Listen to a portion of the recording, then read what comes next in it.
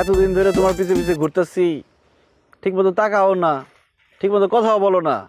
আর কালকে রাত্রে একদম নিজে গিয়ে আমার আব্বার কাছে মেজবানি খাবার দিয়ে আসছো, আর একটা প্রেমপত্র দিয়ে আসছো। ঘটনা কি?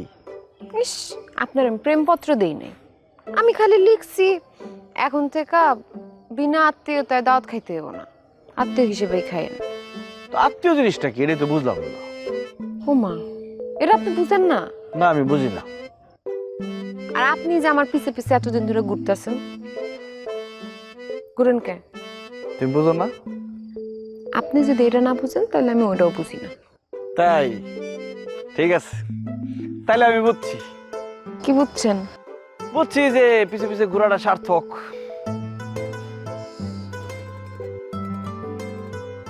টিফিন কারি কিন্তু আজকে দিতে পারবো না, কালকে তুমি। আচ্ছা দিয়েন, সমস্যা নেই। কালকে কখন নামো তাইলে? ও, এর লাগে ইচ্ছা করে টিফিন বাটিটা রাখ খাইছেন না? না, মনে আসছিল না আসলে।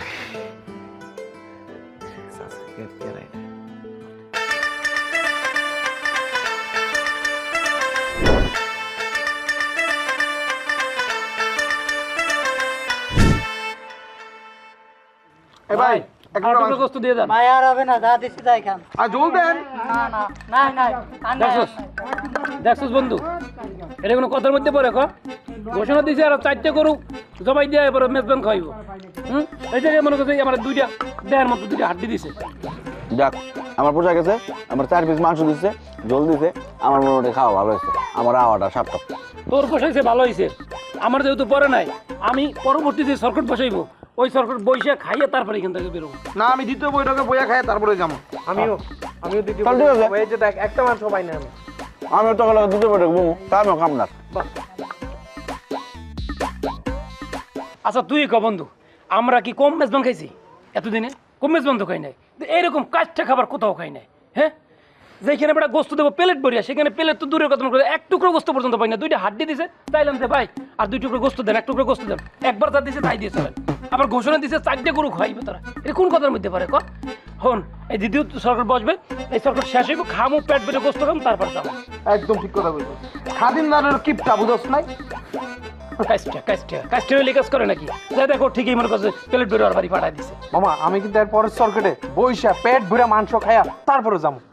আমার সমস্যা নেই, আমি তো পেট ভরে গেছে আমার।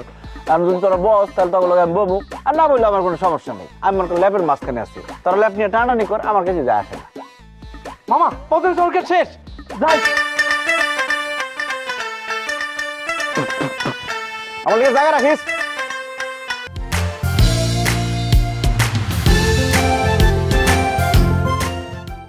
দোস্ত, অনেক মজার একটা ঘটনা আছে, কি ঘটনা? শুনবি? তোর বয়ফ্রেন্ড কালকে আমাদের বাড়িতে গেছিল।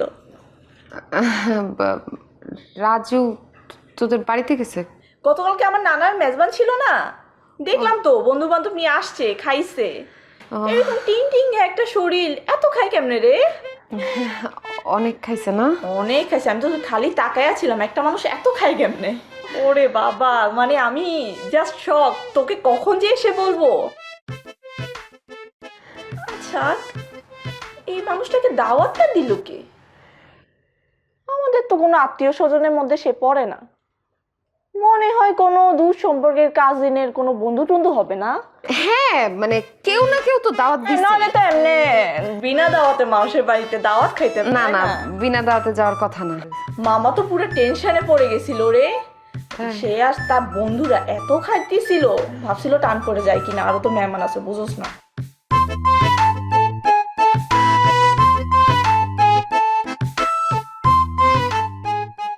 আসলে হয়েছে কি, ওই তোর ভাই আছে না, হ্যাঁ তোর ভাইয়ের কাজিন যে রাজীবরা, ওদের ফ্রেন্ড সার্কেলে রাজুরা সবসময় ঘুরে, ওরা কেউ দাওয়াত দিছে, মানে বিনা দাওয়াতে তো যাওয়ার প্রশ্নই আসে না। বিনা বুঝছিস দাওয়াতে না? তো আর আসবে না, এটা ওই কি হয় নাকি? হ্যাঁ, ওই দাওয়াতই দিছে, দাওয়াত দিছে দেখে গেছে।